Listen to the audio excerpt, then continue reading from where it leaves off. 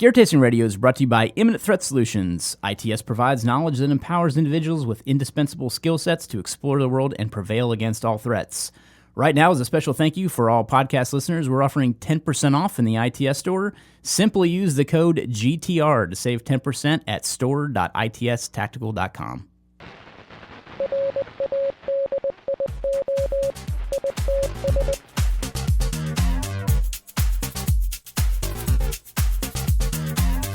Welcome to Gear Tasting Radio, where we offer an in-depth look into the usage and philosophy behind the equipment in our lives. I am joined by Rob Henderson. Hello. And I'm Brian Black. Today we are going to be talking about cold weather clothing.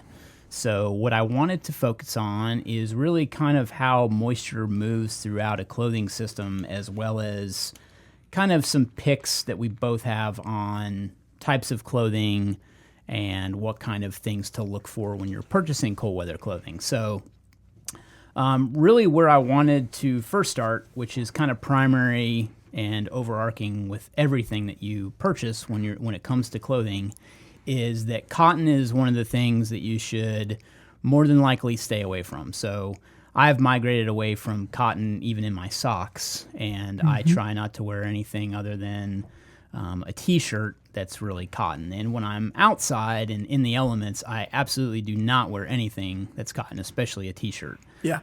Just because the big reason is that cotton absorbs and holds up to 100% of its weight in water. So meaning that if you get that thing soaked with perspiration, or even during a downpour in a rainstorm, you are just not going to be able to dry it, no matter how what kind of conditions you're in. Cotton's great until it gets wet. Yep. It's really warm, it's soft, it's cuddly, and then it gets wet and it's a disaster. Yep. And don't get me wrong, I think cotton has its place with, in terms of materials for clothing. However, when you're talking about performance apparel and you're talking about actually existing in the elements, cotton has no place. Cotton's there. great for couch blankets, pillows, all that kind of stuff. But it can even be great for something you throw on like a hoodie to stay a little warm outside or something if you're just moving between a vehicle or you don't plan on being outside for an extended amount of time. If you're not sweating a lot. Right. So meaning that it would not be a good choice to stick in a vehicle for emergency purposes if you had to leave your vehicle and walk or something like that too. So that's kind of where I wanted to start the conversation, is that just, kind of buyer beware on cotton. It's, it's not like you can't ever buy anything cotton again. And Lord knows I own plenty of cotton t-shirts. Yeah. But as people that have watched Gear Tasting can attest to. But I think that it's definitely got its place. And one of those places is not in environmental conditions. Yeah. So really, when I judge outdoor clothing systems and we talk about layers, really my knowledge base always comes back to the PCU system that the military issued, or it's called Protective Combat Uniform. That's what the acronym stands for. So it was a system of 7 layers, which you do not order.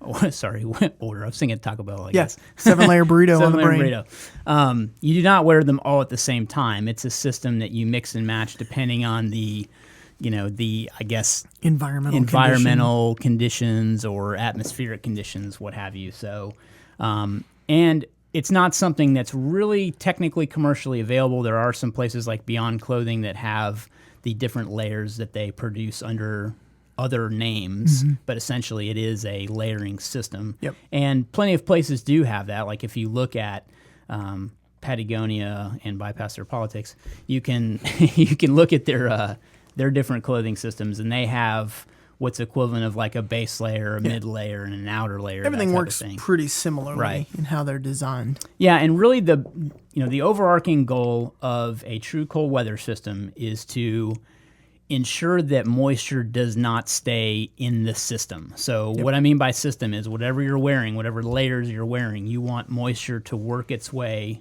or push towards the outside of the system and eventually leave the system so you stay dry. Gore-Tex is a perfect example of that as a fabric. Many people have heard of Gore-Tex.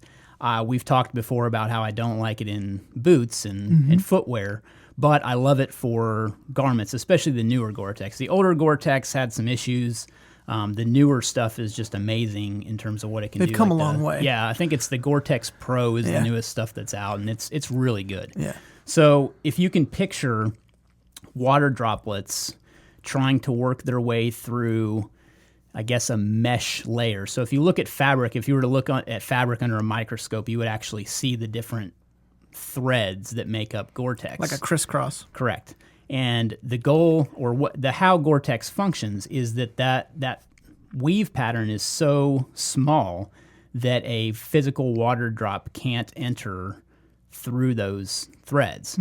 And there's abrasion resistance on the outside of Gore-Tex material too, so that it doesn't become damaged and the threads don't get altered so that water does get in. So that can be an issue too. But it's small, so the water can't get in. However, when water is in a vapor state, it can actually get pushed through from the inside out.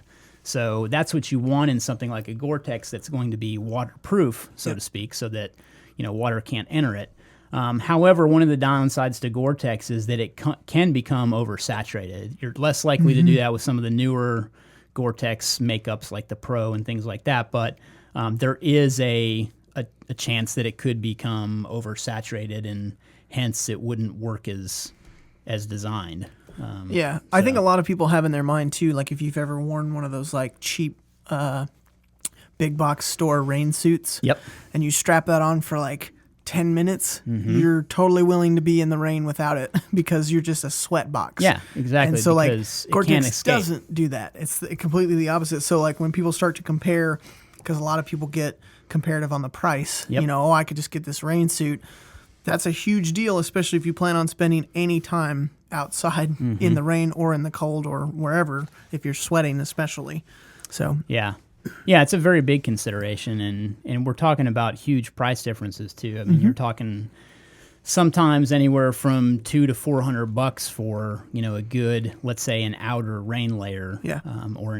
Technically, it really is called an outer layer, and I'm going to compare kind of the PCU and traditional kind of commercial stuff, but realistically, what you would have is base layer. So base layer is going to be composed of hopefully a wool blend or something that allows moisture to escape from it, or won't hold moisture per se. So as we mentioned, cotton holds moisture, whereas some of the other materials like certain synthetics and wool especially will not hold it. And I like wool too because it's got antimicrobial properties too, so you also kind of get an anti-stink factor with wool, which makes it perfect for a base layer in my opinion.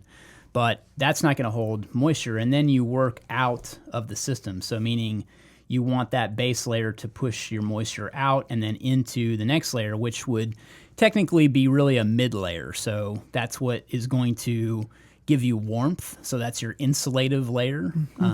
Because when you're talking about an outer layer or a shell, some people call it a shell, it's a thin layer that doesn't have any insulative properties, which it would be a straight Gore-Tex layer. It would probably have tape seams, something like that, so they could actually push out to that. Now, you could put like a soft shell in between that, so you could go base, mid, soft shell, then shell.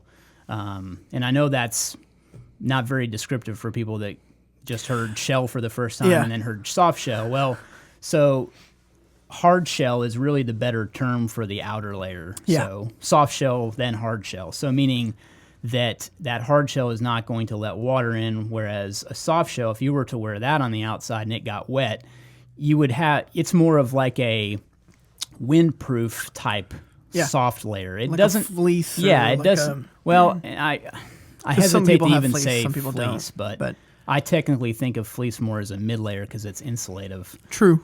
Soft shell would be more like a, I don't really know like a down, specific fabric. Like a vest or something. I'm trying to think of what it's packed down with. Down would be insulative as well, like a mid. A lot of them have like a, I want to say a swishy exterior. Yeah, you could say that. So the job of like the soft shell would be to be something that's windproof. So a hard shell is going to give you wind resistance, so it's gonna be windproof, but it's also waterproof. If you went with a soft shell, you would get the windproof, but you wouldn't get the waterproof, if that makes sense. So it would get saturated very quickly in a downpour. Yeah. Some people will wear that as just kind of an additional layer to act as more insulation, because obviously even though there isn't actual insulation in that layer, it can be insulative, as you're wearing it in combination with other things. So that's kind of the the kind of scheme as you work from the inside out. That's what you're talking about is moisture pushes its way out, or water vapor specifically pushes its way out of the system. So, the insulation layers also shouldn't hold water, because obviously the goal of that is to push the moisture into the next layer and eventually out of the system. Yeah, it's got to go through all your layers. Yeah, exactly. Stop. And then, some of the other downsides to like a hard shell or a Gore-Tex layer on the outside is that your moisture in certain environments can actually freeze too. And if the moisture in your body freezes from either one thing or another, it can happen, then the Gore-Tex is kind of rendered obsolete, because if that moisture that's trying to push its way out freezes on its way out, then it can't exit the system, so it creates its own barrier, and then now you're not having a good time. Right, exactly. And then same goes for not moving as well. You're losing heat.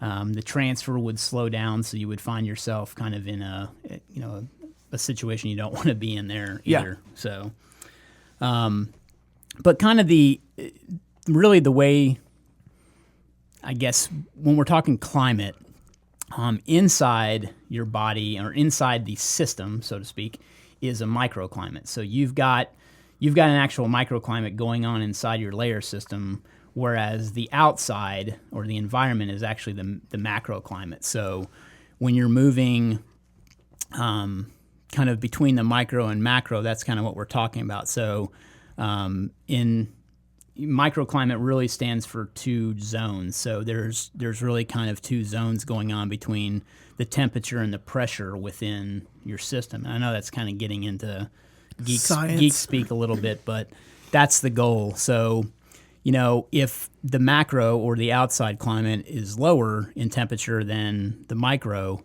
the moisture is allowed to move away from your body, and that's the ideal condition.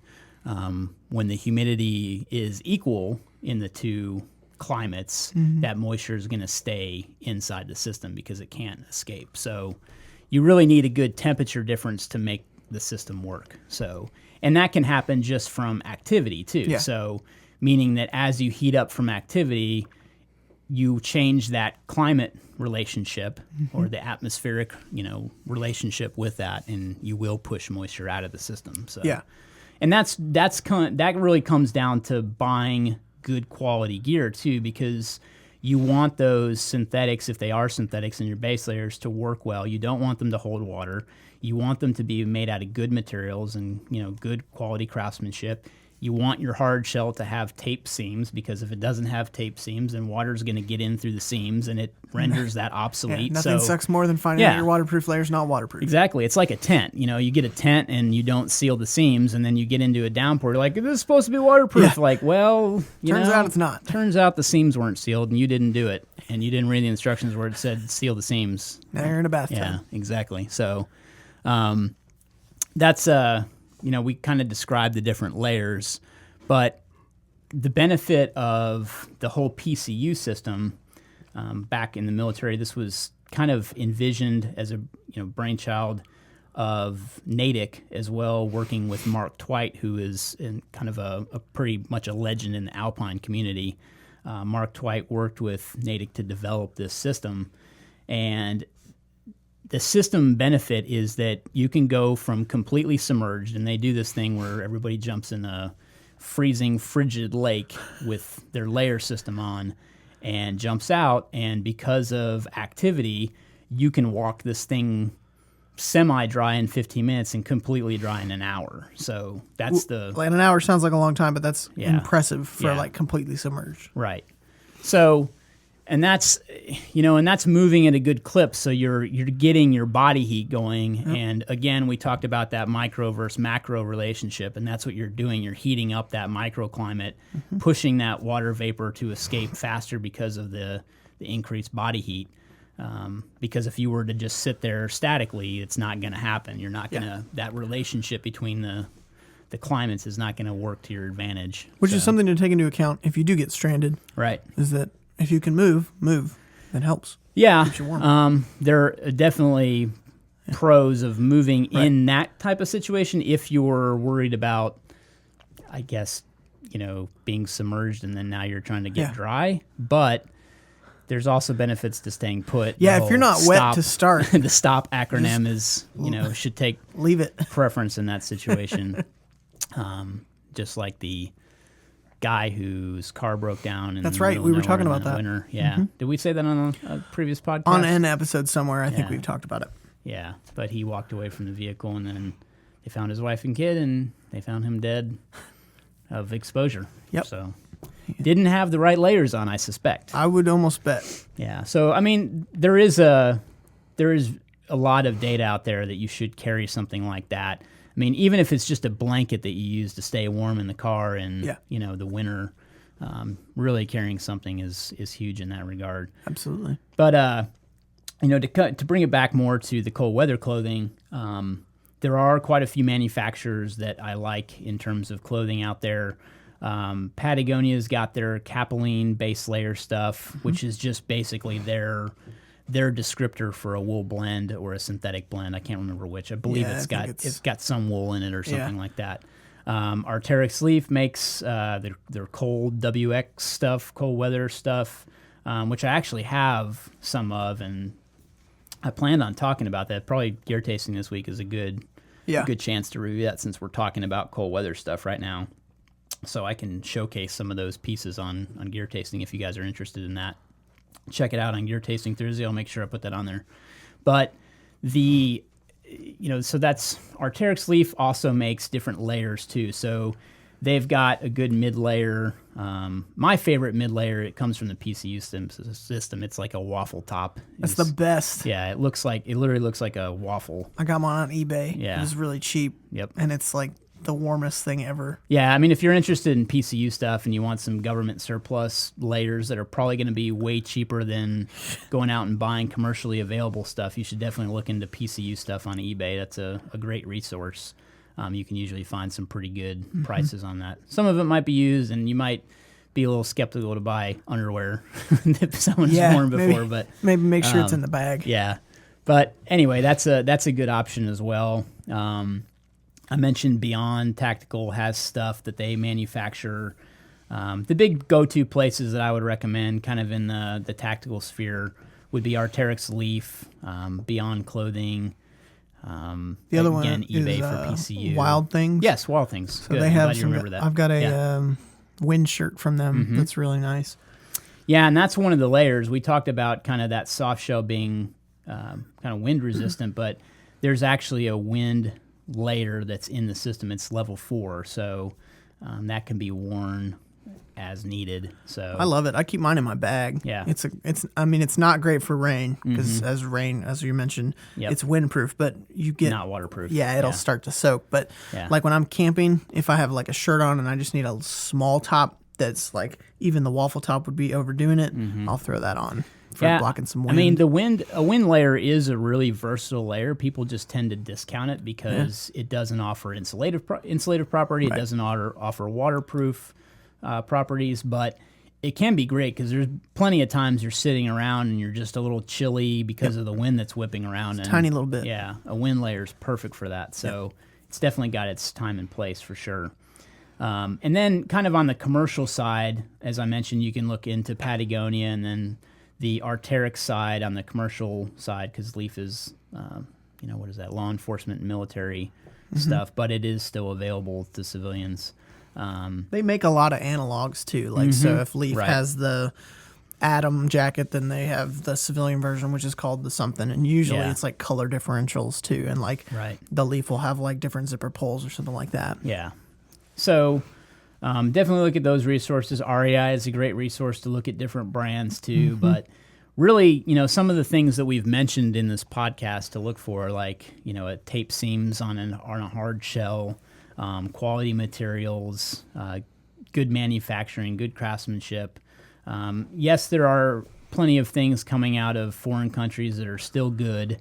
However, I try to buy U.S. stuff when I can. That's not always to say that U.S. manufacturing is always the best, but you do support local industry too when you do that. So those are just kind of some of the things with cold weather stuff that I wanted to bring up. And I'm trying to think of what else we could kind of divert to a little bit along those lines. But I think that pretty much sums up cold weather clothing. We have a really great article on the PCU we'll link. Yeah, absolutely. That's just each piece. I mean, photos and all sorts of stuff. So if you're curious, this is your go-to resource. And, everyone's kind of familiar with like long johns or something you'd wear. The old school red butt flap long johns. No, I'm not going there. But, long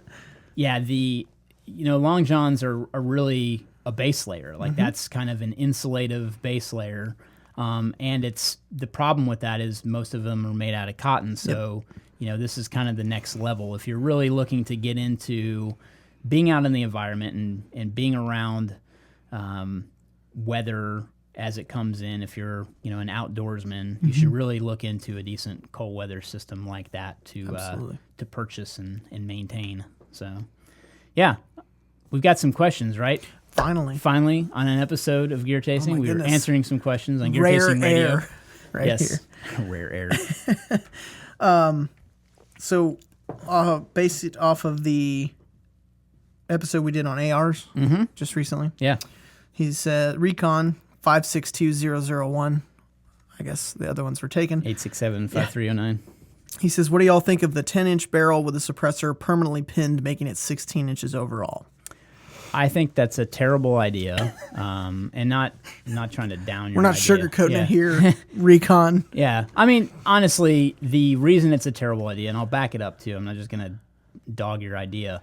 The problem with pinning a suppressor is that suppressors can have issues. Yep. And if you run into an issue, like you get a baffle strike or something happens with the suppressor, you need to be able to take that off for maintenance or to repair it or something like that. And the issue being is that if it's welded, then you can't do that easily. Yes, you could always undo the welding. But here's the deal. Yes. If you unweld it and then send that suppressor off, now you're committing a felony because you have an SBR. Right. So you can't, It's a slippery slope, let's put it that way. If the only reason you're doing it is to save $200, then no. You should probably just buy the tax stamp. Honestly, it seems like... I don't know. I mean, I guess if you had some spare suppressors hanging around that you weren't doing anything with, it might be a... I would say his best route is probably to build an AR pistol, apply for his suppressor if he's trying to break the stamps up over time. Get the suppressor, you can put it on there, you can have fun with it. Then also apply for your SBR stamp. When that comes in, then you can put a stock on it. Now you don't have to worry about it. Yep. Plus, you don't have to look for a suppressor that's an exact length or anything. You can choose like the best suppressor for your situation. Because I know like Dead Air has that new smaller one, which might be a better option for you. And that way you're not having to look at like, oh, it has to be this long. The K-type can. Yeah. Yeah. Yeah. So. No, yeah. Good question. Thank you for your question, Recon. Yep. This one made me laugh. Ultra Classic on YouTube asks in one of our many gear-related episodes, do you depreciate all that stuff over 5 or 7 years? Curious minds want to know. And I have heard of this term, so I actually looked it up. Okay. For depreciation. I know what it means, but please give your definition. What I found was that if you're going to purchase something, you should depreciate the amount of value you're going to get versus the amount of value it's going to hold, basically, and like ensure that it's going to be something that is worth it, quote unquote. And I guess for me with gear is like, I don't think I've ever considered that outside like, I need this thing to do this thing, I'm going to buy it. Yeah. So like... Yeah, and that's really, some of the stuff that we have back there has been sent to us. Some of it has been purchased, obviously. Some of it's personally owned stuff that I've had since before I started ITS. So it's kind of a mix of different things. And I on the business side, we tend to depreciate things like computers and other large purchases, so not necessarily gear. Yeah. Plus, it's like, how long would you use something? Right. It's tough to say. That did make me laugh, though. Yeah. So, no. Acquiring minds want to know. And then my favorite question is from Tika the Husky on Twitter, and the question is, thoughts? ? He did link something, though. Oh, okay. But yeah, the question is thoughts. So he was referencing the Streamlight Stylus Pro, which I looked up, and it's basically a USB rechargeable flashlight. It's very thin. Okay. It's a longer, kind of like a pen type flashlight. And what's the lumen rating? Do you know? I think it's like 180, so it's high. But I looked into it, and it doesn't offer both, so it's only a rechargeable battery. Okay. And so, like, I don't know how you feel, but with me, yes, I could build a routine to charge my flashlight every day, but I don't trust myself enough to like build that routine. And if I pick up a light and it doesn't have light, I can just easily swap batteries versus like now I have to charge it. So the situation, my 2 cents on this is the situation that I like rechargeables is in the home or in office or something like that. And I like stuff that just stays plugged into a wall. Yeah. That way, hopefully, when I decide to grab it in the event of a power outage or something, it works. Oh, that's a great call. So is to have it ready in like a home emergency kit, exactly. like plugged in permanently. So that's like where that. I would advocate something like that. USB powered, I mean, unless you had an outlet that had USB in it and you could just leave it kind of plugged into that. And I also question a lot of rechargeable stuff because sometimes if you just leave it plugged in charging, it can actually degrade the battery just depending on what kind of, whether it's a lithium ion or what kind of actual type of battery it is. I know some are better at that than others, but like I think even Apple doesn't recommend you take iPhones and just leave them plugged in the whole time. It depends on your charger, but I mean, especially because you don't know what type of battery exactly. I mean, they can tell you lithium, but like or you have to get a Google Pixel phone, just for the people that aren't on Apple. We got some good feedback because we do talk about Apple a lot. So we do. Gratuitously. Yes. It depends on your battery type, and that's a lot of cell phones. But a lot of cell phones now have smart charging, so it's a little different. But I highly doubt Flashlight has a smart charging aware battery. So, I've seen a lot of instances where like law enforcement officers will have rechargeable batteries, which is great because when they get home, they can just download all their stuff and stick it in the charger, and then they're not having to pop batteries in every single night. Because my only thing with a rechargeable too is that. And obviously, situation is going to dictate this, but if you're using it, I think a battery-powered flashlight is more versatile because you can carry batteries to support that, not only in your vehicle, but in your backpack if you're outside in nature for a while, a camping trip or something like that, whereas a rechargeable, while it may be great in your daily routine, it's not going to give you the versatility of something you can also take camping or something like that. So I just think that when you're talking versatility, I think you'd be better. Your dollars would go further using a flashlight that's non-rechargeable. Now, of course, the argument could be made that now I'm not spending money on batteries, but I guess that comes down to how often you use a flashlight. Right. If I ran through batteries every single night, I would probably have a rechargeable light and find a way to make it work in my workflow. Yeah, but I think I get probably 5 or 6 months, if even that. Yeah. I typically, so I have a routine, which, I mean, it's a good thing to talk about. So I have a routine every time I change the clocks. So during daylight savings time, either I'm going forward, springing forward, or falling back, I replace all the batteries in my smoke detectors. And I'll usually use that opportunity to start thinking about other things that are battery powered and going ahead and replacing batteries in those too. So typically that includes the flashlight I carry on a regular basis. Even if I haven't replaced the battery lately, and it's working fine, I'll still chunk the battery and put a new one in. So yeah, I'm super battery paranoid. Yeah. So like usually before what I would consider like a big trip, like before we go to muster, everything's getting fresh batteries. I don't care how long it's been. I'm just that battery paranoid. And I have a drawer of like iffy batteries. They're at some point between full and empty. And I'll use those for like TV remotes and stuff like that. Yeah, and a good thing to invest in if you haven't is a battery tester, yes. I was going to say charger. Tester that can test multiple different kinds of batteries. So AAA, AA, C's, D's. I think we have a good one we can link. I can't remember.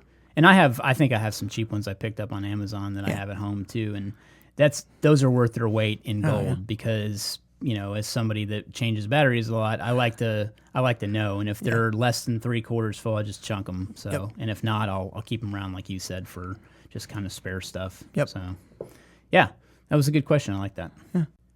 Okay, remember, if you have questions, please use the pound tag Gear Tasting on any social media network, and we'll find them and get them answered here either on our Gear Tasting video show every week on Thursdays or on Gear Tasting Radio here every Tuesday. Now, I haven't been the best on questions on Gear Tasting Radio. I'm glad we got some out of the way. We just knocked out 3. Yeah. See you guys in another couple months. Yeah, be sure to send them in. We'll get them answered, we promise. It may take us some time occasionally to get to questions, but We do love questions, and they always prompt other conversations just like they did today. So Yeah, absolutely. be sure to send them in. And if you've checked out our podcast, hopefully you've looked at it through Apple Podcasts. Please subscribe. I'm not really sure how most people come across our podcast, if it's through ITS or it's through a Google search or what, but we would very much appreciate your subscription on Apple Podcasts, as well as a review, anything that you can think of to leave as a comment. We value feedback quite a bit. I mean, even sending an email into support@itstactical.com. If you have feedback you don't necessarily want to leave in a review and you'd love to send us, we'd love to read it. We're not always the fastest to reply to emails, so I apologize. We try to get back to you as soon as possible, but any feedback helps whatsoever. So also, if you would consider while you're there and you're leaving a review and a rating, giving us 5 stars. I know that's probably asking a lot, and I don't insinuate that we're always worth 5 stars, but however, it does help the show. It gets us seen by other things on Apple Podcasts. They'll put our podcast in front of more people, Helps the higher a lot. rating we have. So it definitely helps new people be able to see our show. So very much appreciate it. Last but not least, check out our Patreon page, patreon.com/ITS